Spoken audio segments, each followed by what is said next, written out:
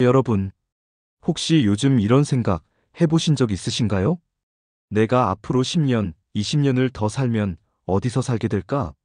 지금 이 집에서 그냥 늙어갈까? 아니면 노후에 더 편한 곳으로 옮길까? 주변에 비슷한 고민하시는 분들 정말 많으시지요. 한 번은 70대 초반의 김영자 어르신이 제게 이렇게 말씀하셨어요. 아이고, 내가 이 집에만 40년을 살았어요. 근데 요즘은 계단 오르는 것도 힘들고 청소하는 것도 벅차서 이사를 가야 하나 말아야 하나 하루에도 몇 번씩 생각이 바뀌어요. 여러분, 이런 마음 혹시 낯설지 않으시죠? 젊었을 때는 집은 크면 클수록 좋다고 생각했는데, 나이 들수록 크기가 문제가 아니라 어디에, 어떻게 사느냐가 훨씬 더 중요해집니다. 저는 오늘 여러분께 은퇴 이후 살기 좋은 집을 고르는 방법과 절대 피해야 할 집의 조건까지 아주 현실적으로 풀어드리려고 합니다. 여러분이 앞으로 10년, 20년 뒤에도 그때 그 방송 들은 덕분에 참 잘했다고 웃으실 수 있도록 말이죠. 그리고 오늘은 그냥 정보만 드리는 게 아니라 중간중간 실제 어르신들의 사례와 제가 겪은 상담 경험까지 들려드릴 거예요. 듣다 보면 마치 옆집 친구랑 수다 떠는 것처럼 편안하게 느끼실 겁니다. 여러분, 지금 듣고 계신 분들, 혹시 아직 구독과 좋아요 안 누르셨다면 한번 꾹 눌러주세요. 이 채널이 계속 여러분 곁에서 유익한 노후 이야기를 전해드릴 수 있는 힘이 됩니다. 자, 그럼 우리 오늘 이야기 시작해 볼까요? 우리가 나이 들어 가장 좋은 집은 뭘까요? 많은 분들이 이렇게 말씀하십니다. 그냥 내가 평생 살아온 이 집, 여기가 제일 편하지. 그 말 정말 맞습니다. 사람은요, 익숙한 환경 속에서 가장 편안함을 느낍니다. 우리 뇌는 매일 보는 골목, 자주 마주치는 이웃, 단골 가게 주인의 얼굴에서 안정감을 찾거든요. 저는 얼마 전 78세 박순자 어르신을 상담한 적이 있습니다. 이분은 이렇게 말씀하셨어요. 우리 동네는 내가 눈 감고도 길을 찾아갈 수 있어요. 버스 기사님도 나를 알아보고 시장 떡집 사장님도 내 취향을 알지. 그런데 이사를 가면 그 모든 걸 처음부터 다시 시작해야 하잖아요. 그게 너무 겁나요. 여러분, 이게 바로 관계 자산입니다. 우리가 눈에 보이지 않는 이웃과의 연결, 그게 나이 들수록 정말 큰 힘이 돼요. 게다가 익숙한 곳에서 사는 건 예측 가능성을 줍니다. 예를 들어, 동네 김할아버지가 10년 동안 어떻게 살다 가셨는지를 보면 나도 앞으로 어떻게 살아가게 될지 가늠이 됩니다. 이건 새로운 동네에서는 절대 얻을 수 없는 안정감이에요. 그런데요, 여기서 한 가지 함정이 있습니다. 아무리 좋은 집이어도 내 몸이 불편해지고 유지 관리가 힘들어지면 그 익숙함이 오히려 불편함으로 바뀔 수 있다는 거죠. 그래서 저는 늘 이렇게 말씀드립니다. 살던 집이 제일 좋지만 내 몸과 생활이 그 집에 맞지 않기 시작하면 미련을 조금 내려놓는 것도 지혜입니다. 여러분도 지금 사시는 집을 한번 둘러보세요. 혹시 계단이 많아 오르내리기 힘들다든지 화장실이나 주방 동선이 불편하다든지 그렇다면 지금부터라도 변경이나 이사를 고민할 신호일 수 있습니다. 그럼 이어서 그 신호가 왔을 때 어떤 기준으로 집을 선택해야 하는지 구체적으로 이야기해 드리겠습니다. 여러분, 살던 집이 아무리 좋아도 어느 순간 이제는 옮겨야 하나 하는 때가 옵니다. 그 순간이 언제인지 저는 이런 말씀을 자주 들어요. 얼마 전 72세 이정희 어르신이 제게 오셔서 이렇게 물으셨습니다. 선생님, 계단이 너무 많아져서 집 오르내리는 게 전쟁이에요. 그런데 막상 이사하려고 보니 어디로 가야 할지 모르겠어요. 집값만 보면 안 되겠지요. 맞습니다. 집값만 봐서는 안 됩니다. 이사를 결심할 때는 내 생활과 몸 상태에 맞는 환경을 꼭 같이 보셔야 합니다. 저는 이렇게 세 가지를 먼저 여쭤봅니다. 첫째, 나는 어떤 생활을 원하는가? 사람들과 북적거리는 도시 인프라 속에서 살고 싶은지, 아니면 조용한 자연 속에서 새소리 들으며 살고 싶은지. 둘째, 내 건강과 몸 상태는 어떤가? 병원, 약국이 가까운 곳이 좋은지, 아니면 운동시설과 공원이 가까운 곳이 좋은지. 셋째, 교통과 편의성은 어떤가? 버스, 지하철이 꼭 필요한지, 차 없이도 장보고 병원 갈 수 있는지. 이정의 어르신의 경우는요, 무릎이 안 좋으셔서 계단 없는 집, 그리고 가정의학과가 있는 동네가 1순위였어요. 그래서 함께 발품을 팔아 지하철역에서 도보 5분, 복지관이 바로 옆에 있는 아파트를 찾았죠. 아, 이거면 나이 들어도 불편하지 않겠다 하시더군요. 여러분도 한번 종이에 적어보세요. 내가 지금 집을 옮긴다면 꼭 필요한 조건 3가지. 이게 분명해야 이사 후에도 후회하지 않습니다. 이어지는 이야기에서는 이사할 곳을 고를 때 꼭 갖춰야 할 필수 조건 4가지를 알려드릴게요. 여러분, 집을 고를 때 제일 중요한 게 뭘까요? 방 개수? 평수? 아니면 전망? 물론 다 중요하지만 노후에는 이 4가지를 꼭 확인하셔야 합니다. 첫 번째, 좋은 이웃. 좋은 이웃은 금보다 귀합니다. 제가 아는 75세 최동순 어르신은 우리 옆집 아주머니가 가끔 김치찌개 한 그릇씩 갖다 줘요. 내가 며칠 안 보이면 복지관에 전화까지 해요. 이렇게 말씀하시더군요. 좋은 이웃이 있다는 건 혼자 살아도 외롭지 않고 혹시 아플 때 큰 힘이 됩니다. 반대로 나쁜 이웃은 아시죠? 범죄자보다 무섭다는 말이 괜히 있는 게 아닙니다. 두 번째, 운동시설. 노후 건강은 걷기에서 시작합니다. 집 근처에 산책로, 공원, 무료 운동기구가 있다면 돈 한 푼 안 들이고도 매일 운동할 수 있습니다. 어떤 분은요, 매일 같은 시간에 공원에서 걷다가 동네 친구들을 여럿 만들었다고 하시더군요. 운동하러 갔다가 인생 친구 만난 셈이죠. 세 번째, 가까운 병원. 특히 가정의학과가 있는 의원이 가까워야 합니다. 가정의학과는 감기부터 혈압, 관절까지 기본적인 검진을 해주고 필요하면 큰 병원으로 연결도 해주죠. 이게 사실상 우리 집 주치의 역할입니다. 멀리 갈 필요 없이 동네에서 건강을 챙길 수 있다는 건 정말 큰 안심이 됩니다. 네 번째, 약국. 아플 때만 가는 곳이 아니죠. 감기약, 밴드, 영양제, 심지어 건강 상담까지 해주는 생활 필수 공간입니다. 약사와 친해지면 이 약은 지금 드시는 약과 안 맞아요 하고 미리 알려주는 경우도 많습니다. 여러분, 이 4가지가 잘 갖춰진 곳은 비록 집이 조금 작아도 편안하고 안전한 노후 생활을 보장해줍니다. 다음에는 그 조건 중에서도 많은 분들이 공감하시는 노년층이 살기 좋은 추천 장소를 구체적으로 말씀드릴게요. 여러분, 이사할 때 어디로 가면 좋을까? 참 막막하죠. 그래서 오늘은 제가 실제 상담 경험을 바탕으로 2곳을 추천드리겠습니다. 먼저 대부분의 평범한 분들께 강력 추천하는 곳이 있습니다. 바로 복지관 근처입니다. 복지관은 국가나 지자체 지원을 받아 운영되기 때문에 교육문화 건강 프로그램이 정말 다양해요. 스마트폰 활용법, 요가, 수채화, 합창단, 심지어 연극까지. 많게는 150개가 넘는 프로그램이 돌아갑니다. 또 물리치료실이 있는 곳도 많고 머리 손질이 2,000원, 5,000원, 영양사가 준비한 점심은 저렴하고 건강하게 먹을 수 있죠. 72세 김성우 어르신은 복지관 옆 원룸으로 이사하신 후 이렇게 말씀하셨어요. 아침엔 탁구 치고, 점심은 복지관에서 먹고, 오후엔 미술 수업 가요. 집에 있으면 우울했을 텐데, 이젠 하루가 금방 갑니다. 복지관은 또 셔틀버스도 잘 다니기 때문에 조금 떨어져 살아도 크게 불편하지 않습니다. 무엇보다 중요한 건 나와 비슷한 또래의 이웃들과 자연스럽게 어울릴 수 있다는 점이에요. 여러분, 노후의 집은 단순히 벽과 지붕이 있는 공간이 아니라 내 삶을 채워주는 생활 무대입니다. 그리고 경제적으로 여유 있는 분께 드리는 추천입니다. 바로 백화점 근처예요. 아니, 노후에 백화점이 웬 말이냐? 하실 수 있지만 이유가 있습니다. 백화점은 단순히 물건만 파는 곳이 아니에요.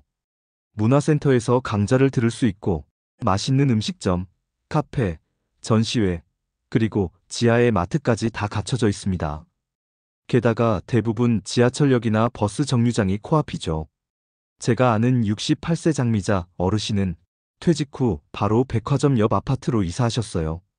매일 창밖만 봐도 사람이 오가고 필요하면 바로 나가서 보고 먹고 배우고 집에만 있던 때보다 삶이 훨씬 활기차졌어요.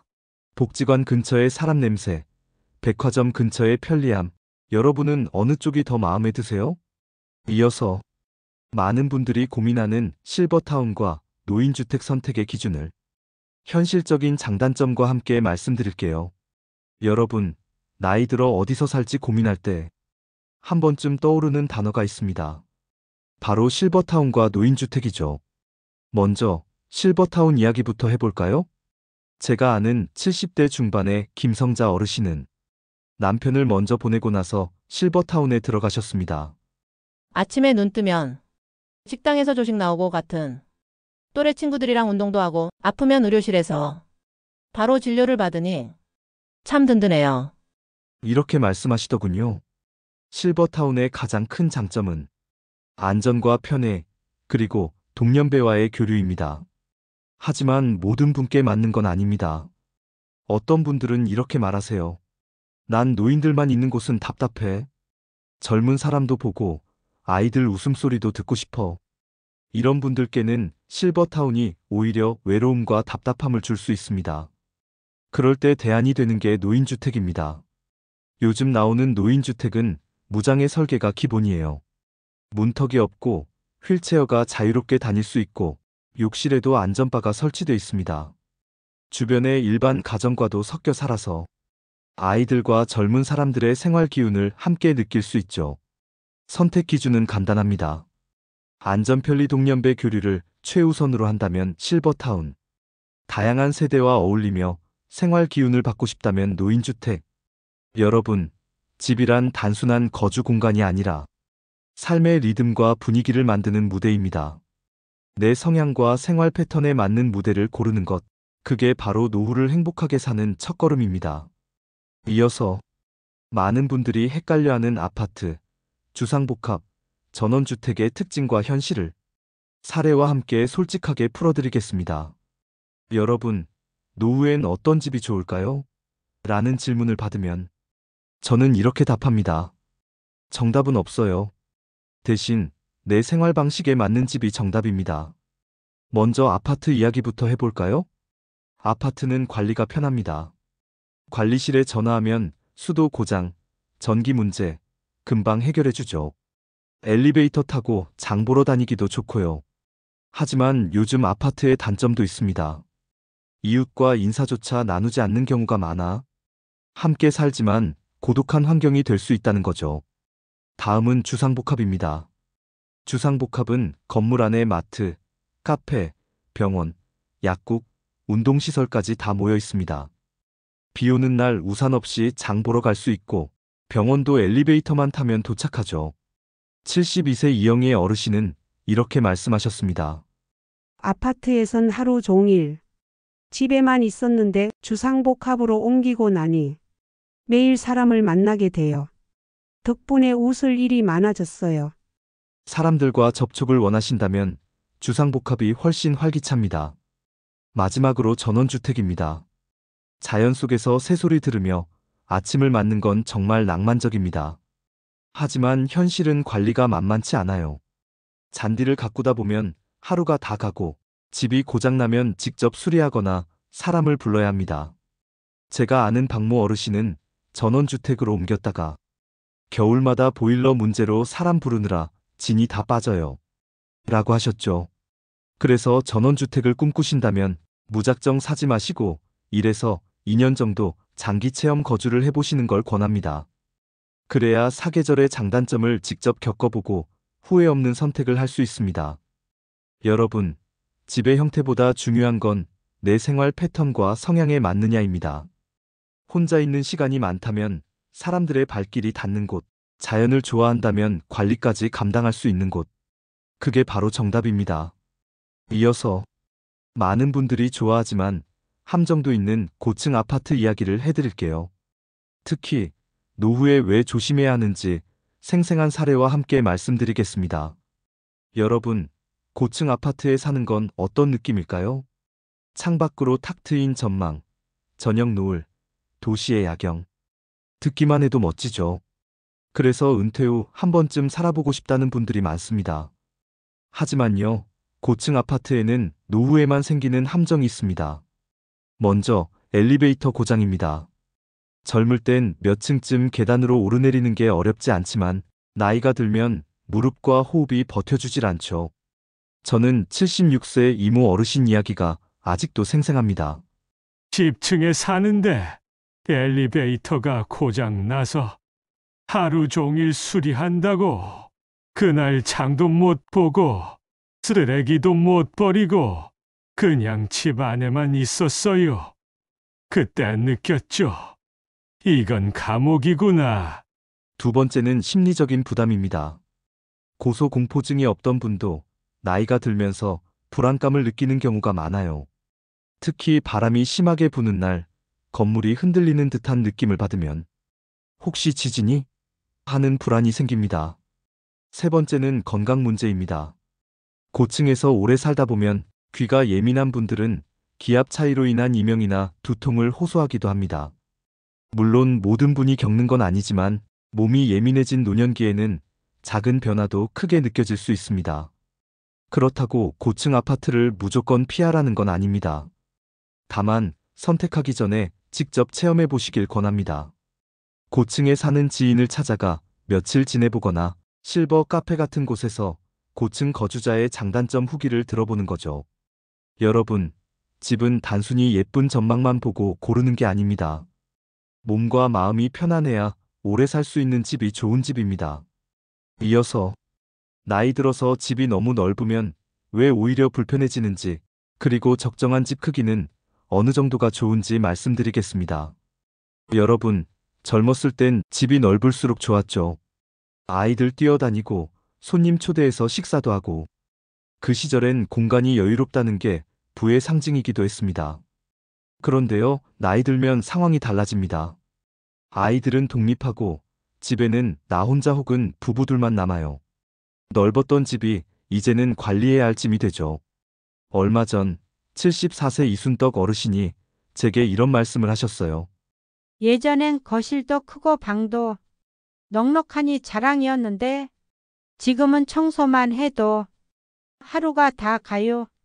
무릎이 시큰거려서 걸레질은 꿈도 못 꾸고 결국 청소 도우미 불렀는데 그 비용이 한 달에 40만 원이 넘어요. 넓은 집은 청소와 관리뿐만 아니라 유지비도 만만치 않습니다. 난방비, 전기세, 수리비. 사용하지 않는 방이 있어도 그 방을 위해 비용이 나갑니다. 그래서 저는 이렇게 말씀드립니다. 노후에는 내가 직접 관리할 수 있는 집, 청소와 생활이 가능한 크기면 충분합니다. 그렇다면 적정 크기는 얼마일까요? 학자마다 조금 다르지만 저는 최소 10평 이상을 권합니다. 왜냐면 휠체어가 돌아설 수 있고 화장실 진입이 가능하며 욕실에서 몸을 돌려 나올 수 있는 최소 공간이기 때문입니다. 만약 안전바나 손잡이를 설치하면 복도가 조금 좁아질 수 있으니 그 점도 미리 고려하셔야 합니다. 결국 중요한 건 평수가 아니라 내 건강 상태와 생활 방식에 맞는 구조와 크기입니다. 아늑하고 안전하며 생활 동선이 짧은 집이 노후의 편안함을 지켜줍니다. 다음은 노후에 반드시 피해야 할 집의 조건, 특히 비위생적 환경과 층간소음에 대해 말씀드릴게요. 여러분, 좋은 집을 고르는 것도 중요하지만 피해야 할 집을 아는 것은 더 중요합니다. 왜냐면 한 번 이사 가면 다시 옮기기 쉽지 않거든요. 먼저 비위생적인 환경입니다. 습기가 많아 곰팡이가 잘 피는 집, 배수나 환기가 잘 안 되는 집은 관절염, 호흡기 질환, 피부 질환까지 불러올 수 있습니다. 70대 박정희 어르신이 예전에 이런 말씀을 하셨어요. 벽에 곰팡이가 조금 보이길래 대수롭지 않게 생각했죠. 그런데 겨울마다 기침이 심해져서 병원 다니느라 고생했어요. 결국 이사했는데 그 뒤로는 거짓말처럼 좋아졌어요. 두 번째는 층간소음이 심한 집입니다. 나이 들면 귀가 예민해져서 작은 발소리나 문 여닫는 소리에도 잠이 깰 수 있습니다. 게다가 혼자 있는 시간이 많아지면 작은 소음도 나를 무시하는 것 같다는 불필요한 감정으로 이어질 수 있습니다. 제가 아는 한 어르신은 위층 아이들이 뛰는 소리에 화가 나서 아니, 내가 시끄럽게 해달라고 한 것도 아닌데 왜 이렇게 무례해? 하며 위층과 대판 싸웠습니다. 결국 이웃관계는 완전히 끊기고 동네 나들이조차 꺼리게 됐죠. 여러분, 나이 들수록 심리적인 평온이 무엇보다 중요합니다. 그래서 이사 전에는 꼭 낮과 밤, 주말과 평일, 여러 시간대에 집 주변 소음을 확인해 보세요. 정리하자면 습기 곰팡이 환기 불량 건강 해침, 층간소음 심한 집 정신 건강 해침. 다음 10번째, 그리고 마지막 이야기는 오늘 나눈 모든 내용을 한 번에 정리하면서 노후 주거 선택의 핵심 결론을 말씀드리겠습니다. 여러분, 오늘 우리는 익숙한 집에서 오래 사는 장점, 이사 결심 시 고려할 요소, 노년층 추천 거주지와 필수 조건, 실버타운, 노인주택, 아파트 주상복합 전원주택의 특징, 고층 아파트의 함정, 집 크기, 피해야 할 조건, 이 모든 이야기를 나눴습니다. 결국 결론은 간단합니다. 노후 주거의 정답은 내 몸과 마음, 그리고 생활 패턴에 맞는 집입니다. 집이 크든 작든, 화려하든 소박하든, 내가 편안하게 숨 쉴 수 있고, 안전하게 지낼 수 있고, 이웃과 적당히 어울리며 웃을 수 있다면 그게 좋은 집입니다. 한 번은 80세 장영호 어르신이 제게 이런 말씀을 하셨어요. 집이 좋아야 인생이 좋아지는 게 아니더군요. 인생이 편안해야 집도 편안하게 느껴집니다. 맞습니다.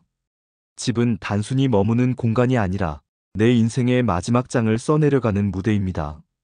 그 무대에서 어떤 이야기를 쓰느냐는 오직 내 선택에 달려 있습니다. 혹시 지금도 이 집에서 계속 살아도 될까? 고민 중이신가요? 그렇다면 오늘 제가 드린 10가지 이야기를 하나씩 떠올려 보세요.